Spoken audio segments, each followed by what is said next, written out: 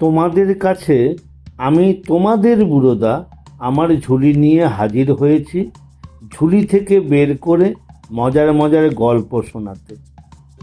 তাহলে আমি ঝুলি খুলছি খুলছি, দেখি আজ তোমাদের জন্য কোন গল্প ঝুলি থেকে বেরোয়। আজ আমি আমার ঝুলি খুলে বের করেছি শৈলজানন্দ মুখোপাধ্যায়ের লেখা গল্প বিষপাথর। কণ্ঠে আমি সুমঙ্গল সিংহ ওরফে বুড়োদা। তুবড়ি বাঁশি বাজাতে বাজাতে একজন সাপুড়ে যাচ্ছিল রাস্তা দিয়ে। বাচ্চু তাকে ডেকে বসলো। কত নেবে খেলা দেখাতে? খুশি হয়ে যা দেবে খোকাবাবু তাই লিব। লোকটি কোন দেশের লোক চেহারা দেখে বুঝবার জো নেই। মাথায় পাগড়ি, মুখে ছাগলের মতো চারটি কাঁচা পাকা দাড়ি, পরনে ডোরা কাটা রঙিন একটি লুঙ্গি, হাতের আঙুলে সস্তা পাথরের কয়েকটি আংটি, বাঁ হাতে একটা ঢলঢলে লোহার বালা। সে তখন তার ময়লা কাপড়ে পুঁটুলির মতো করে বাঁধা সাপের ঝাঁপিগুলি মাটিতে নামিয়ে কাপড় আর দড়ির গিঁট খুলতে আরম্ভ করেছে। বাচ্চু বললে, দাঁড়াও, এখন খুলো না, আগে তোমার সঙ্গে দরদস্তুর হয়ে যাক, নইলে শেষে পয়সার জন্যে তুমি চেঁচামেচি করবে, দাদু শুনতে পেলে বকবে আমাদের। ঝন্টু এসে দাঁড়িয়েছে তখন, বললে, আমি 10 পয়সা দেব। বাচ্চু মনে মনে হিসেব করে নিলে, ঝন্টু 10, সে নিজে দেবে 10। মুকুল আসছিল ক্রিকেটের বুলি আওড়াতে আওড়াতে। বাচ্চু জিজ্ঞাসা করলে, তুই কত দিবি? মুকুল বললে, আমি 5 নয়া দেব। বাচ্চু সাপুড়েকে বললে, 25 নয়া হলো, দেখাবে? সাপুড়ে বললে, 25 নয়া কে তো হলো বাবু? লোকটি বোধহয় নয়া পয়সার হিসাব জানে না। ঝন্টু তাকে বুঝিয়ে বললে, 25 নয়া মানে 4 আনা। প্যাচ করে খানিকটা থুতু ফেলে সাপুড়ে বললে, নেহি বাবুজি, 4 আনায় পেট ভরবে না, और 4 আনা দিবেন। আরও 4 আনা কোথায় পাবো রে বাবা? যাক, তাহলে দেখাতে হবে না। দোতলার বারান্দা থেকে বাচ্চুর মা দেখছিলেন ব্যাপারটা। বললেন, আমি দেব 4 আনা, তোরা দেখ। সাপুড়ে খুশি হলো উপরের দিকে তাকিয়ে। এক গাল হেসে বললে, ওই তো মা আমার বলিয়ে দিয়েছেন, টুটা ফুটা একটু পুরানা কাপড়া দেবে মা, আমি সাপের খেলা দেখাই মা, আপনিও দেখুন। এই বলে মুখে নানা রকম বুলি বলতে বলতে সাপুড়ে তার প্রথম ঝাঁপিটি খুললে। খোলবা মাত্র ফোঁস করে ফনা তুলে উঠে দাঁড়ালো একটা তেজি কেলে গোখরো। এই তো বাবা কালিয়া নাগ, ওই দিকে মুখ ফেরাও, মাকে সেলাম করো, মা পয়সা দেবে, কাপড়া দেবে, তোর ভাবনা কিচ্ছু থাকবে না। সাপুড়ে বলে আর ঝাঁপিটা ঘুরিয়ে ঘুরিয়ে থাপ্পড় মেরে মেরে সাপের মুখটা উল্টো দিকে ফিরিয়ে দেবার চেষ্টা করে। কিন্তু নির্বোধ সাপ তা শুনলে না কিছুতেই। সাপুড়ে বাঁশি বাজায় আর তার কালিয়া নাগ হেলে দুলে সাপুড়ের হাঁটুর উপর ক্রমাগত তার ফনা দিয়ে ঠক্কর মারতে থাকে। পরন্ত সূর্যের আলো এসে পড়েছিল সাপটার বিচিত্র বর্ণের মসৃণ ফনার ওপর। উজ্জ্বল চোখ দুটো চিকচিক করছিল, সরু সরু চেরা চেরা জিভটা বারবার বেরিয়ে আসছিল। ভারী সুন্দর দেখাচ্ছিল সাপটাকে। বেয়ারা সাপটা কিছুতেই যখন বাগ মারল না, সাপুড়ে সেটাকে ঝাঁপির ভেতর বন্ধ করে দিয়ে আর একটা ঝাঁপি খুলল।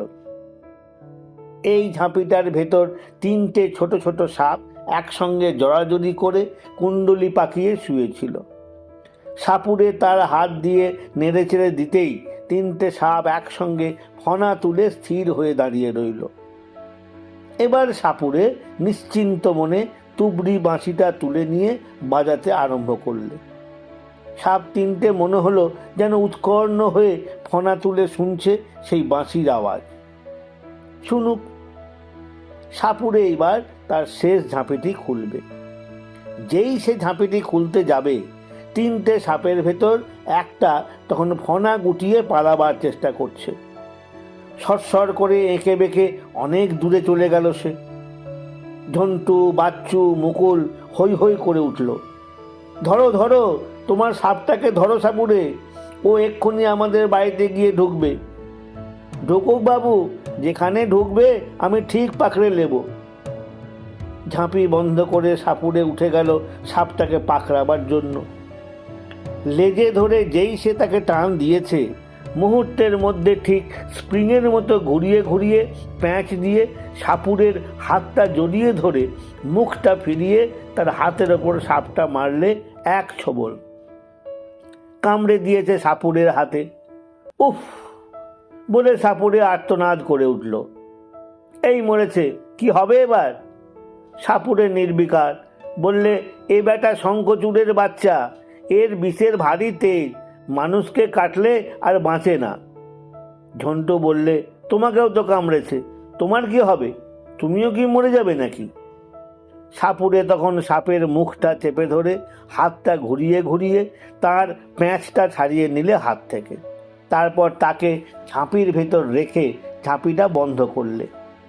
তারপর তার কোমরে ঝোলানো একটা থলের ভেতর থেকে পাথরের মতো কি যেন একটা জিনিস বের করে তার হাতের ওপর যে জায়গাটায় সাপে কামড়েছিল সেই জায়গাটায় চেপে ধরে বিড়বিড় করে মন্ত্র বলতে লাগলো।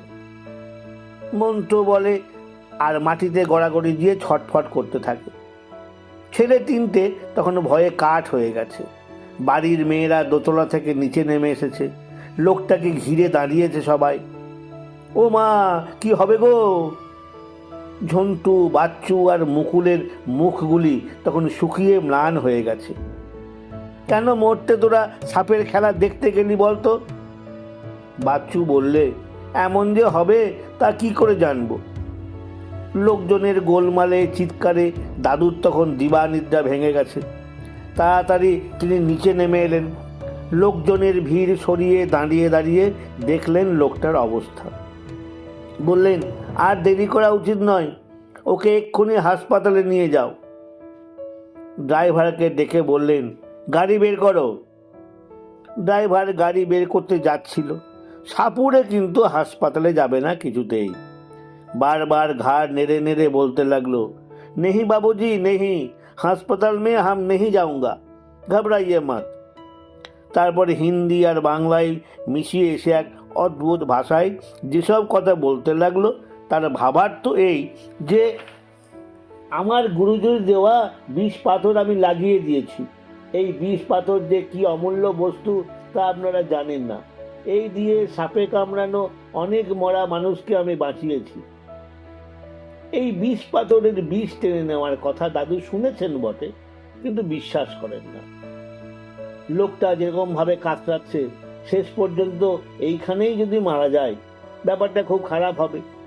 তিনি বললেন, থানায় একটা টেলিফোন করে দিই, দারোগাবাবু আসুন, এসে যা হোক একটা ব্যবস্থা করুন। টেলিফোন করবার জন্য তিনি আবার দোতলায় উঠে যাচ্ছিলেন। বাচ্চু ছুটতে ছুটতে গিয়ে তাকে জানালে, টেলিফোন করতে হবে না, বিষ পাথরটা পড়ে গেছে। সাপুড়ে বলছে আর কোনো ভয় নেই। দাদু এসে দেখলেন সত্যিই তাই। ক্ষতস্থান থেকে বিষ পাথরটা খসে পড়েছে। সাপুড়ে হাসতে হাসতে সেই জায়গাটায় হাত বুলোচ্ছে আর বলছে, ছোট্ট একটা বাটিতে আমাকে একটু দুধ এনে দিন, বিষ পাথরটিকে একটু দুধ খাওয়াতে হবে। সে আবার কি, পাথরটা দুধ খাবে? সাপুড়ে বললে, এনে দেখুন না। বাচ্চু তখন হাঁপ ছেড়ে বেঁচেছে। ছুটে গিয়ে বাড়ির ভেতর থেকে সেই খানিকটা দুধ নিয়ে এলো। বাটি সাপুড়ের ঝুলিতেই ছিল, তাইতে দুধ নিয়ে সাপুড়ে তার ভেতর পাথরটিকে ডুবিয়ে দিলে। দেখতে দেখতে দুধের সাদা রং নীল হয়ে গেল।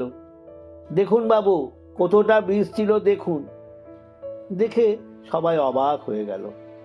সাপুড়ে বললে, সব বিষ এই পাথরটা টেনে নিয়েছিল, এই দুধের ওপর সেটা সে উগড়ে দিল। এই বলে বাটির দুধটা ফেলে দিয়ে বিষ পাথরটিকে সে কাপড় দিয়ে ভালো করে মুছতে মুছতে বললে, এমনি 5টি বিষ পাথর আমার গুরুজি আমাকে দিয়েছিলেন বাবু। এ পাথর বহুত কষ্ট করে খুঁজে বের করতে হয় হিমালয় পর্বত থেকে। আপনাদের মহাদেব দেবতা আছে তো, সেই মহাদেব থাকেন হিমালয় পর্বতে, তার মাথায় থাকে মস্ত বড় সাপ, আর সেই জন্য হিমালয় পর্বতে বিষ পাথর পাওয়া যায়। এ জীবন্ত পাথর বাবু সাহেব। জীবন্ত সেই পাথরটি থলির ভেতর রেখে সাপুড়ে বললে, আমার কাছে 5টি পাথর ছিল বাবু, তার ভেতর 2টি পাথর আমি বিক্রি করে দিয়েছি। বাচ্চু জিজ্ঞাসা করলে, কত দাম নিয়েছে তার জন্য? এর কি দাম আছে বাবু? এই বলে সে কেমন করে পাথর 2টি বিক্রি করেছে সেই গল্প বললে। একবার সে দেরাদুনে সাপের খেলা দেখাচ্ছিল। খুব মোটা 3 ফুট লম্বা একটি কালীয় নাগের খেলা। 4 দিন আগে সে সাপটাকে ধরেছিল। অনেক সাহেব মেম দেখছিল সে খেলা। সাহেবের এক বেয়ারা এগিয়ে এসে বললে, এ সাপটাকে আমি ধরতে পারি, তোমরা সাপের 20 দাঁত ভেঙে দিয়ে খেলা দেখাও, আমি জানি। সাপুরে বলল, হ্যাঁ, কিন্তু এ সাপটার দাঁত এখনো তোলা হয়নি। বেয়ারাটা বিশ্বাস করলে না। সাহেবের কাছে বাহাদুরি দেখাবার জন্য কথাটাকে হেসেই উড়িয়ে দিলে। সাপুরে বললে, খবরদার ওকে ধরবার চেষ্টা করো না, ও কামড়াবেই, তখন তোমাকে বাঁচানো দায় হবে। বেয়ারাটা শুনলে না। সাপটাকে ধরবার জন্য হাত বাড়ালে, আর যেই হাত বাড়ানো সাপটা মারলে ছোবল, দাঁত বসিয়ে দিলে হাতের এইখানটায়। সাপুরে বলে চলল, সাপটাকে সামলালাম বাবু, সাপ একবার কামড়ালে মরিয়া হয়ে ওঠে, তখন যাকে সামনে পায় তাকে কামড়ায়।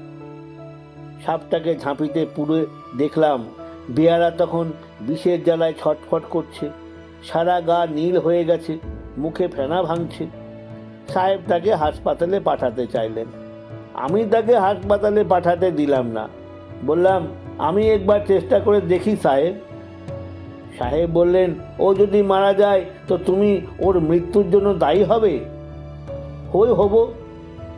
20 পাথর দিয়ে তাকে বাঁচিয়ে তুললাম। সামান্য একটা পাথরের ক্ষমতা দেখে সাহেব অবাক হয়ে গেলেন। 20 পাথরটি চেয়ে বসলেন সাহেব আমার কাছে। তখন পাথরটি বেচে দিলাম বাবু 50 টাকায়, আর একটি বেচলাম দার্জিলিংয়ে। সেখানেও এমনি একটা ঘটনা ঘটেছিল। বাচ্চুকে দেখিয়ে সাপুরে বললে, এমনি একজন নেপালি ছেলে আমার কাছে একটি 20 পাথর চাইলে। বললে তার মাকে নাকি সাপে কামড়েছিল, সেই সাপের বিষেই তার মা মারা গিয়েছে। ছেলেটি কাঁদতে লাগলো। তাকে একটি পাথর বেচলাম বাবু মাত্র 10টি টাকা নিয়ে। ওইটুকু ছেলে বেশি টাকা কোথায় পাবে বলুন? 20 পাথর বিক্রির গল্প শেষ করে সাপুরে আবার তার সাপের খেলা দেখাবার জন্য আর একটি ঝাঁপি খুলতে যাচ্ছিল। বাচ্চুর দাদু বললেন, থাক, খেলা আর দেখাতে হবে না, এই নাও তোমার বকশিস।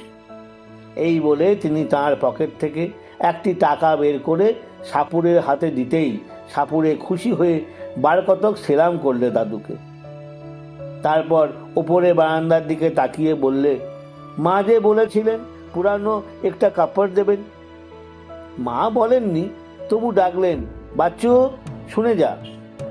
বাচ্চু দোতলায় উঠে আসতেই মা তাঁর একখানি পুরনো কাপড় তার হাতে দিয়ে বললেন, দিকে যা ওই সাপুরেকে, আর বলে দে ও যেন আর কোনোদিন সাপের খেলা দেখাবার জন্য এদিক পানে না আসে।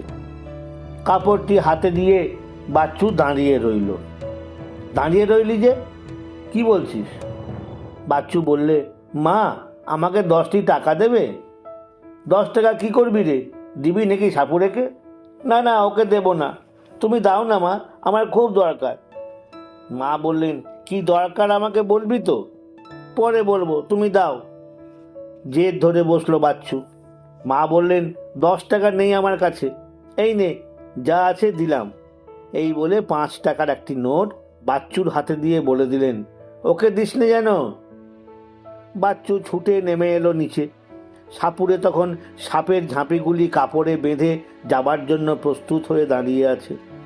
পুরনো কাপড়টি পেয়ে খুশি হয়ে সাপুরে বাচ্চুকে একটি সেলাম করলে। সেলাম করে হাসতে হাসতে আবার তার তুবড়ি বাঁশিটি বাজাতে বাজাতে চলে গেল। বাচ্চু ছুটলো তার পিছু পিছু। সাপুরে শোনো। থমকে দাঁড়ালো সাপুরে। বাচ্চু বললে, আমাকে একটি 20 পাথর দাও, আমি 5টি টাকা দিচ্ছি, আর কিছু নেই আমার কাছে। তার মায়ের দেওয়া 5 টাকার নোটখানি বাচ্চু সাপুরের হাতে গুঁজে দিয়ে বললে, 20 পাথরটি আমাকে দিতেই হবে, সাপুড়ে একটুখানি ইতস্তত করলে, একবার এদিক ওদিক তাকালে, তারপর তার থলে থেকে পাথরটি বের করে বাচ্চুর হাতে দিয়ে বললে, খুব সাবধানে রেখো, জ্যান্ত পাথর, পালিয়ে যেতে পারে। যাবার সময় আর একটি কথা সে বলে গেল, 5 টাকায় বেচেছি, কাউকে বলো না যেন। এত বড় একটা সম্পদের মালিক হয়েছে বাচ্চু, কথাটা কাউকে না বলেই বা থাকে কেমন করে।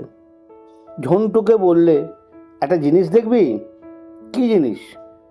বাচ্চু তার পকেট থেকে অতি সন্তর্পণে 20 পাথরটি বের করে বললে, এই দেখ 20 পাথর। ঝন্টু বিশ্বাস করলে না, বললে, দেখ ওটা 20 পাথর কেন হবে, ও একটা পাথরের নুড়ি। আচ্ছা, পরীক্ষা করলেই বুঝতে পারবো। পাথরটি বাচ্চু তার সঙ্গেই রেখেছিল, কিন্তু সেটি পরীক্ষা করবার সুযোগ তার কোনো দিনই হয়নি। সুযোগ যদিও বা মিলল বছর 3 পরে। পরিমল আসছিল পার্কের পাশ দিয়ে। অন্ধকার রাত, হঠাৎ মনে হলো তার পায়ে কিসে যেন কামড়ে দিলে। সাপে কামড়ালে কিনা তাই বা কে বলতে পারে। বাচ্চু বললে, দাঁড়া, আমি সব ঠিক করে দিচ্ছি। খোঁজ পড়ল তার সেই 3 বছর আগে কেনা 20 পাথরটি।